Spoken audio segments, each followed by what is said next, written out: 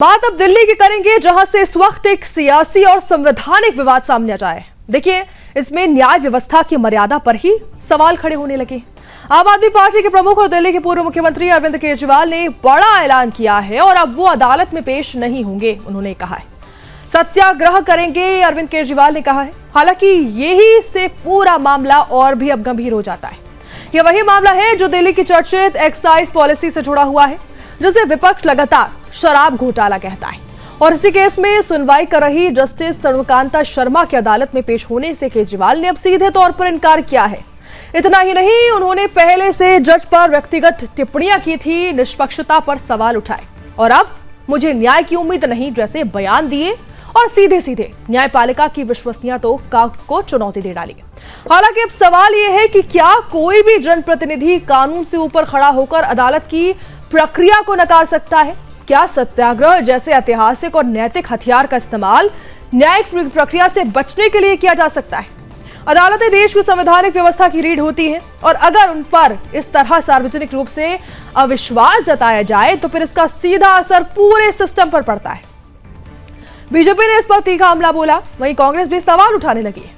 लेकिन इस राजनीतिक शोर से अलग असली मुद्दा है न्यायपालिका की गरिमा, क्योंकि अगर फैसला पक्ष में आए तो ठीक और अगर ना आए तो फिर जज पर बड़े सवाल। ये प्रवृत्ति लोकतंत्र के लिए खतरनाक संकेत है।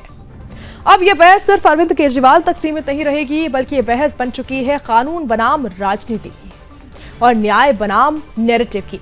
क्योंकि सवाल तो सीधा है, क्या सत्याग्रह के नाम पर अदालत से दूरी बनाना लोकतांत्रिक जिम्मेदारी है या फिर जवाबदेही से बचने की एक नई रणनीति?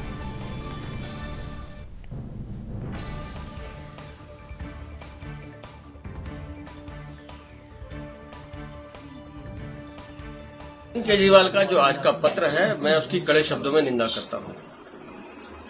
अरविंद केजरीवाल जिस तरह से माननीय न्यायालय या माननीय न्यायाधीश पर निजी टिप्पणियां कर रहे हैं, ये इस लोकतंत्र के लिए दुखद है और ये एक राजनीतिक नौटंकी के अलावा कुछ नहीं है। मैं अरविंद केजरीवाल से एक सवाल पूछता हूं, आप दिल्ली के 3 बार मुख्यमंत्री रहे, 3 बार आपने संविधान की शपथ ली और आज आप उसी संविधान की मर्यादाओं का हनन कर रहे हैं, उसे तार तार करने की कोशिश कर रहे हैं। कोई अपराधी ये तय नहीं कर सकता कि उसका मुकदमा कौन सुनेगा, कौन सा न्यायालय सुनेगा। लेकिन अरविंद केजरीवाल इस बात को भली भांति जानते हैं कि एक्साइज घोटाले में, शराब घोटाले में वो दोषी हैं। उन्होंने चोरी की है, भ्रष्टाचार किया है, लूट किया है। लेकिन उस पूरे विषय को राजनीतिक रंग देने का प्रयास वो माननीय न्यायाधीश पर निजी टिप्पणियां करके कर रहे हैं। देखिए, मुझे लगता है कि अरविंद केजरीवाल जी ने बिल्कुल सही फैसला लिया है। इसके अलावा उनके पास रास्ता ही क्या बचा था? अरविंद केजरीवाल जी खुद कोर्ट में गए रिक्यूजल एप्लीकेशन लेके कि कॉन्फ्लिक्ट ऑफ इंटरेस्ट है। जज साहिबा ने इस बात से इनकार तो नहीं किया, उन्होंने तो खुद माना कि वो आरएसएस के फ्रंटल ऑर्गेनाइजेशन अधिवक्ता परिषद के प्रोग्राम्स में जाती हैं और अरविंद केजरीवाल जी आरएसएस और बीजेपी की आइडियोलॉजी से सबसे मजबूती से लड़ रहे हैं।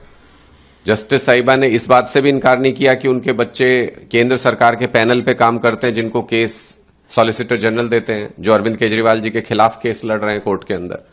ये दोनों बातें होते हुए उस कोर्ट से इंसाफ कैसे मिल सकता है? मेरा ये कहना है कि अगर कोई भी आम आदमी होता तो आम आदमी क्या करता? उसके अगेंस्ट में कोई ऑर्डर आता है तो आम आदमी अपील फाइल करता है, हायर कोर्ट में जाता है और जो भी ऑर्डर आता है वो उस पर बाइंडिंग होता है। पर केजरीवाल जी खास आदमी है।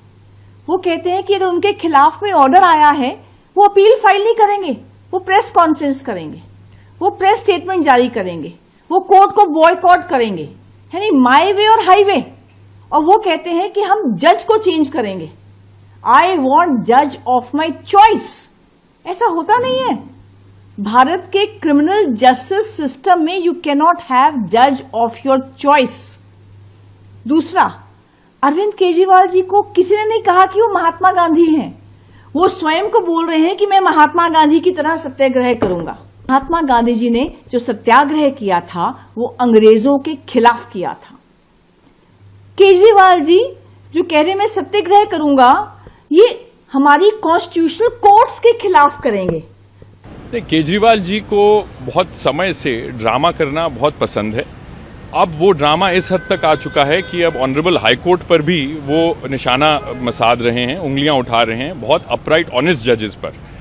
एक बार वो रिक्यूजल एप्लीकेशन मूव कर चुके थे, वो रिक्यूजल एप्लीकेशन डिसमिस हो चुकी है।